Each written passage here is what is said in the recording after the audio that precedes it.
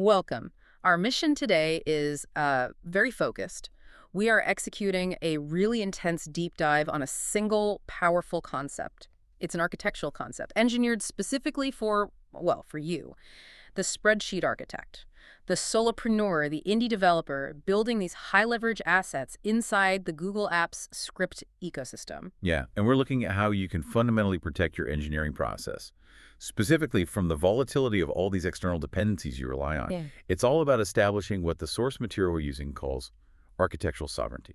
Architectural sovereignty, I like that. It's about making your automated systems robust, predictable, and completely decoupled from these really costly, complex infrastructure choices that, Yeah. well, they just slow you down. And before we get into the weeds, we absolutely have to give a shout out to our source for this blueprint. We're working directly from proprietary content. It was generously shared with us by the owner of an unreleased book. It's called Boring Problems, Big Money. And the author is the ex-freelancer who successfully made that transition to a full-time architect. So a huge thank you to them for letting us access the core of their blueprint for automating income. And it's such a great philosophy. This is a system built not on maximizing complexity, which is what everyone seems to do. It's about ruthlessly minimizing it. I mean, it's a philosophy that's clearly born from years of dealing with the financial pain and the cognitive cost of traditional enterprise engineering. Exactly. So let's lock in. Today's deep dive is on one concept, RAG-Lite.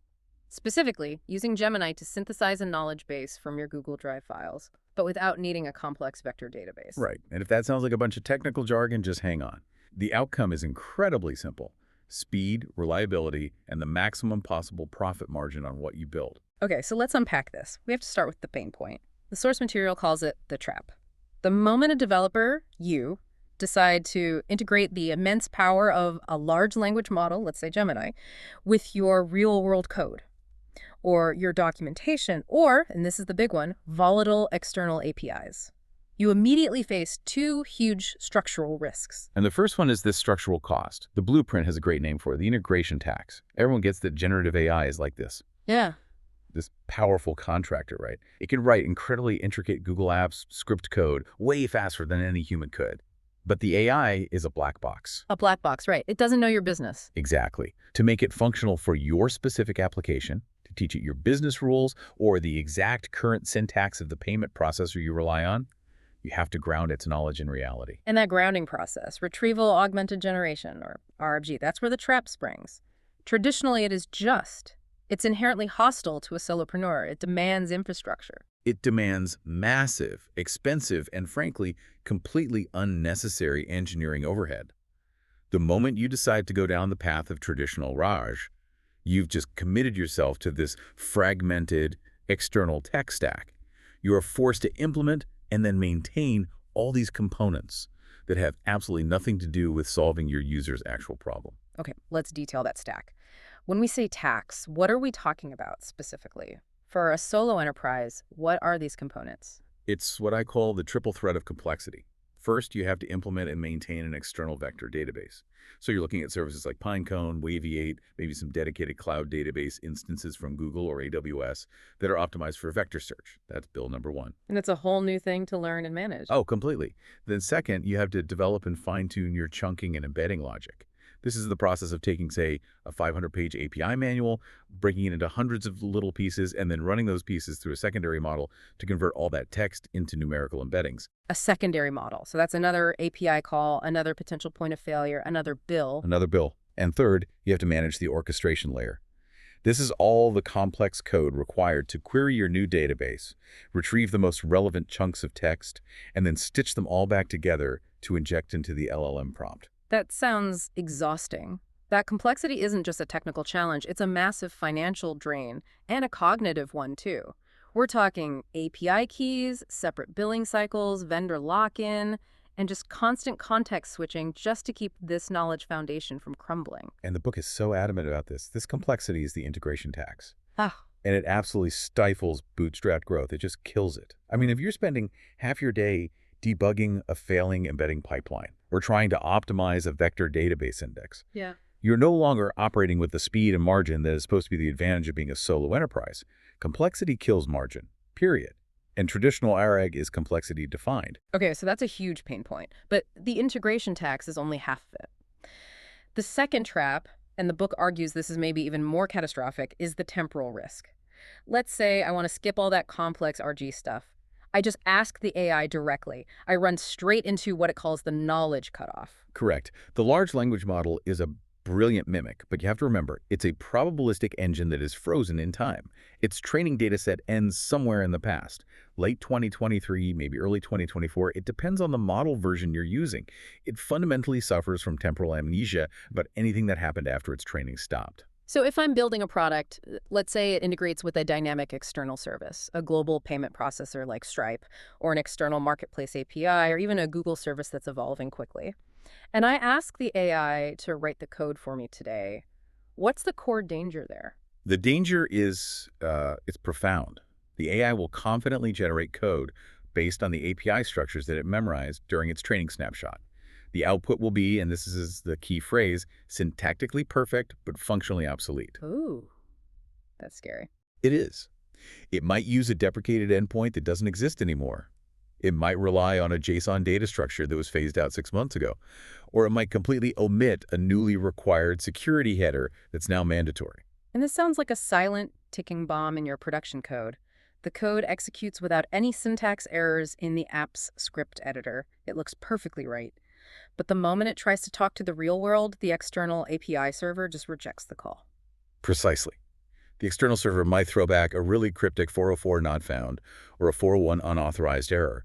And then the developer, you spend hours debugging what you think is a network issue, or maybe your credentials are wrong, only to finally discover that the root cause is that the underlying API schema has moved on without the AI knowing. The source material calls this architectural failure hallucinated compliance. Hallucinated compliance. I love that term. It's perfect, isn't it? Yeah. The AI has generated code that looks compliant, it looks functional, but it fails instantly and catastrophically in production because the ground truth, the present state of the world, has changed. And you mentioned this before, this stochastic compulsion to please. The AI's drive to give a plausible answer rather than just saying, I don't know. That's the core liability here. It is. The architect's highest leverage job is to override that compulsion. We need a system, a reliable way to inject the authoritative truth, the current API definition, into the AI's working memory, but without paying that crippling integration tax. And that need for cost-effective, reliable grounding, that's what leads us to the architectural concept of RAG-Lite. Exactly. The pain is crystal clear. Fragmentation and obsolete knowledge will kill the growth of any solo venture. You need a unified, cheap, and massive source of truth. So if the pain is the complexity of traditional RAG, where does the spreadsheet architect find that simplicity and leverage? This has to be the aha moment, the RAG-Lite architecture. Yes. RAG-Lite is the architectural solution that's tailored specifically for the Google ecosystem user, the mindset shift. It recognizes that the greatest point of leverage for the developer who's already paying for a premium subscription on the foreign cart, it isn't found externally. It's not in another service. It's internal. It's in the unified platform that the source material calls the $19.99 arsenal. Okay, so let's define RAG-Lite clearly. What is it exactly? It's the strategy of achieving retrieval augmented generation by leveraging one singular massive capability of the Gemini advanced model. It's context window. It's massive context window combined with the native file storage you already have, Google Drive. It's basically a structural replacement. We are replacing the external complexity, the vector database, the embedding models, the chunking logic. We're replacing all of that with one feature. The immense memory capacity of the flagship LLM itself. And the key mechanism here is a 1 million token context window, which is planned to expand up to 2 million tokens. The source material explicitly calls this the killer feature for the spreadsheet architect. Why? Why is that size so important? We really have to put that scale into context. 1 million tokens.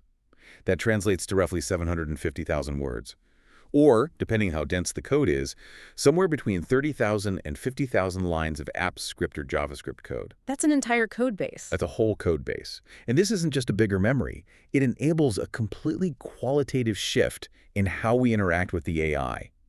It shifts the whole paradigm from what we can call fragmented retrieval to whole context ingestion. That sounds profound. So in the old world, with small context models, if I uploaded a 500-page PDF of documentation, the model would choke. It would only read the first few pages. I had to chunk it into these small, manageable pieces. You had to.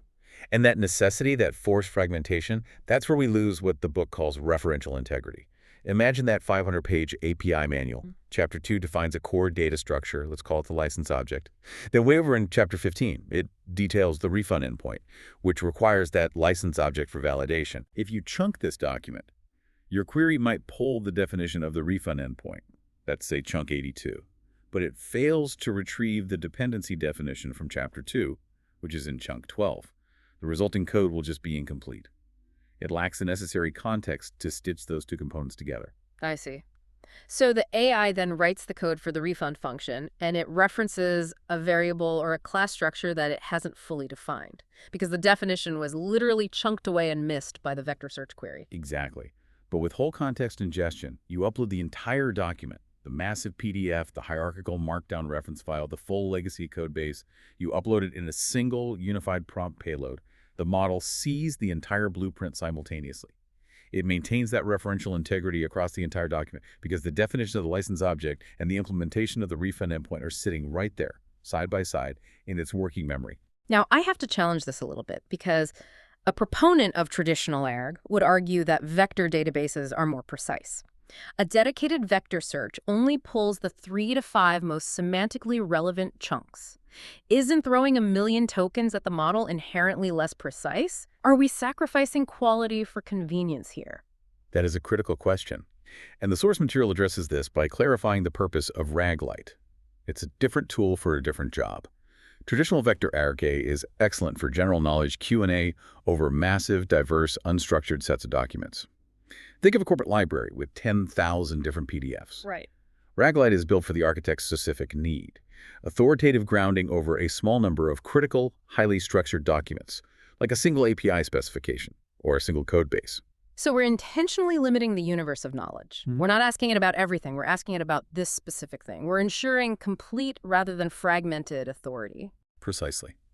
We are prioritizing completeness, that referential integrity over fragmented relevance. And on top of that, the structure of the input file itself matters intensely. The book strongly advocates for structured formats like Markdown. Why Markdown? Because LLMs are so heavily trained on it. It's the lingua franca of documentation and code repositories like GitHub. When you feed it Markdown, the model instinctively understands that code blocks in triple backticks are executable logic. It knows that headings with hashtags represent a hierarchical structure. This innate understanding acts like a built-in indexing system, making that massive context searchable by the model itself almost as efficiently as a vector database, but with none of the external overhead. And that connects perfectly to the cost advantage. RAG-Lite replaces the need for that expensive, complex vector database entirely. You just use Google Drive, which is already part of the premium subscription. Drive becomes your cost-effective knowledge repository. Let's break down the economics, because this is the core inversion of the model. If you stitch together a fragmented RGs stack, the monthly costs for database hosting, embedding API calls, and context management, they can easily run $7,000 or more, even for a small operation, and it scales up really fast. Right. RAG-Lite utilizes the native integration of Gemini advanced within that unified Google platform, the entire 1999 arsenal. The cost of generating reliable code goes from being this variable, unpredictable infrastructure headache to a fixed, minimal platform expense. But there's a key mechanism that makes this economically sustainable, right? It can't just be that you're stuffing a million tokens in every single time. That would be expensive. We need to talk about context caching. Yes. Context caching is what transforms this from a cool trick into a scalable architecture. Okay. Historically, if you included a 50,000 token API reference in your prompt, you paid the computational cost for those 50,000 tokens every single time you asked a follow-up question. This made large context grounding just prohibitively expensive. So what's different now? The cost model shifts. When you upload a large context payload, say the entire 50,000 token Stripe documentation or your internal 100,000 token app's script code base, it's a two-step process. First, there's the initial upload cost. It's higher, but it's a one-time fee. You pay the full computational cost for processing that entire document once. Google servers index it and cache it for you.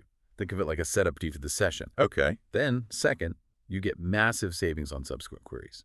For the rest of that development session, when you ask 100 different questions referencing that documentation, write a function to create a new customer, debug this error against the API specs, you only pay for the new prompt tokens. Maybe that's 1,000 tokens for your question and the AI's response. You are not reprocessing the 50,000 tokens of background documentation every single time. Wow. So the AI transforms from this generic, stateless chatbot into a specialized, stateful engineer for the duration of the project. It's an engineer who has instantly memorized the entire API documentation. That makes the whole code-based paradigm not just technically superior for referential integrity, but actually economically sustainable for the solo architect. That's the whole game right there. Okay, let's make this really concrete. We need to walk through the most high-stakes scenario mentioned in the blueprint. Building the license key architecture for a commercial Google Workspace add-on. You're using a merchant of record or more service. This is where your revenue lives or dies. This scenario is perfect because it highlights that core conflict, the volatility of external APIs versus the AI's temporal amnesia. Moors, services like Lemon, Squeezy, or Paddle, they're indispensable for the spreadsheet architect because they handle all the global tax compliance, VAT, GST, all that mess. But their APIs are constantly evolving because of changes in international tax law or new fraud detection protocols. Right, and the architect needs to build a secure server-side function in Google Apps script. Its job is to verify if a user's license key is active and compliant. If the AI hallucinates the wrong API structure here, the result is lost revenue. Or, even worse, security vulnerabilities. So let's detail the failure scenario. The architect is in a rush. They're relying on the default out-of-the-box AI. They write a prompt like, write me a Google Apps script function to check a license key against the More API using URL Fetch app. And because the API reference the AI trained on is, say, 18 months old, it generates code based on deprecated specifications. Can you give us a specific example of what might go wrong in that generated code? Sure. In the old API version, the license check might have been a simple GET request to an endpoint like V1 licenses key. The AI dutifully generates a function using URL Fetch app with that exact structure. However, the current More API might have recently mandated stricter security. So now it's a post request to a new endpoint, V2 validation, and it requires a specific XAPI version header and a JSON payload containing the key, the product stew, and maybe a generated nonce for idempotency. But the code generated by the AI, that simple getDT request, is syntactically perfect JavaScript for AppScript. The editor shows no errors. It runs. Exactly. But the moment that AppScript function runs in the real world and attempts the network call, the More server doesn't even recognize the endpoint V1 licenses key. It throws a 404 and not found error, or maybe a 401 unauthorized, because that required security header is missing. This is hallucinated compliance in action. The software fails silently or cryptically, and the license check fails. And the consequence is either a valid paying user is locked out of your add-on, or, maybe worse, a malicious user can bypass the check because the error handling is all wrong. And now the architect is stuck in debugging hell. You're assuming the issue is your network credentials or a firewall. Yeah. When the root cause is a fundamental misrepresentation of reality by the AI, it's a direct threat to your monetization layer. This is why RAG-Lite is so indispensable. It transforms this probabilistic failure into a predictable success, and it does that through the RAG-Lite workflow, which is centered on the constrained prompt. So walk us through it, the step-by-step workflow for fixing this licensing check. It all begins with the architect's discipline in securing the authoritative truth. Step 1 is sourcing and structuring the truth. The architect cannot rely on a general Google search. You have to go directly to the Moore's official developer portal and scrape the current API documentation, specifically for the license validation endpoints. The goal is to compile this into a clean, structured file. And we're back to Markdown. We're back to Markdown. We stressed this earlier, but it is so crucial here. The file, let's call it More Licensing AEV B2.md, it must use Markdown syntax. The key structures, the required JSON payload, the HTTP method being post, the exact endpoint URL, all of that must be embedded in Markdown code blocks. The AI's comprehension of that structure is what maximizes its accuracy. Okay, so you have the truth in a file. What's next? Step 2 is context injection. This is the RAG-Lite step. That authoritative More Licensing API v2.md file is uploaded directly into the Gemini Advanced Chat session using the Google Drive integration. This is where you use that massive context window to create your temporary authoritative knowledge base. And then the prompt itself, step 3. Step 3 is the constrained prompt. This is the architect's command. The architect issues a very precise, mandatory prompt that enforces governance. It grounds the AI's response exclusively on the documentation you just provided. Let's focus on the structure of that prompt. The book says there are 3 non-negotiable components that turn it from a vague request into a governing mandate. What are they? The constrained prompt absolutely must contain these 3 parts. First, the constraint. This forces the grounding. You say something like, using only the documentation provided in the more licensing APv2.md file and ignoring any prior knowledge of this API. Okay, so you're walling it off from its old bad memories. You are. Second, the objective. This specifies the exact output and the environment. So you add Google Apps, script function named verify license key that utilizes URL-fetch-app to execute the necessary network call. And third, the guardrails. This defines the required robustness and error handling, for instance. Ensure the function correctly sets the required headers, handles the POST method as specified, and includes graceful handling for 404 and 401 response codes returning a Boolean status. That is a fundamentally different interaction than just asking, hey, write me a function. It's an instruction set. It's grounded in a provided reality. The resulting app script function is now deterministic. It must comply with the latest API version because the old, obsolete code has been completely overwritten in the AI's temporary context memory. And that process protects the revenue stream immediately. It's an act of high-leverage knowledge engineering. But there's a vital follow-up concept in the source material we need to cover: context rot. Ah, yes. The knowledge base doesn't stay fresh forever. If the more releases v3 of their API 6 months from now, your RAG-Lite knowledge base is now out of date. It rots. Exactly. The biggest weakness of this entire system is complacency. The architect has to view their context library, all those uploaded documentation files sitting on Google Drive, not as a static archive. It's a living organism, and it's prone to decay. The solution is what the book calls the auto-update protocol.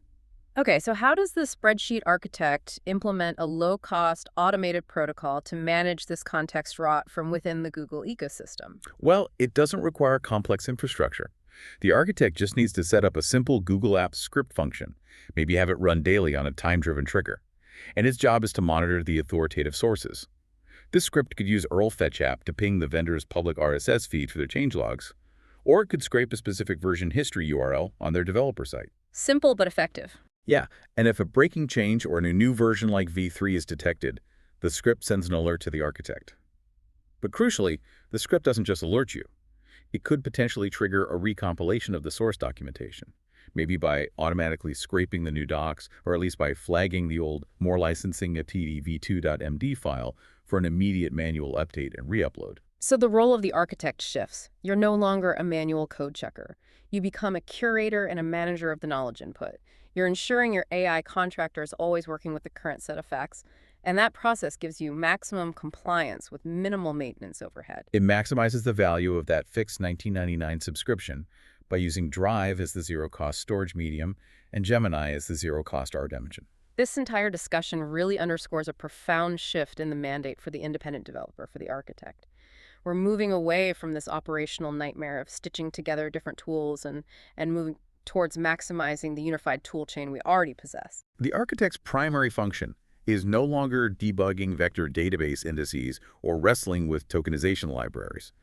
That role is outsourced to the LLM itself through its massive context window. The mandate has shifted entirely. It's now about mastering the process of context loading. So let's crystallize this. Let's make it the clear stop-start instruction that the book's blueprint mandates. Okay, stop paying the integration tax. Just stop. Stop trying to stitch together all these fragmented tool chains. The external LLM subscription, the separate vector database, the hosted Python environment for chunking. Stop all of it.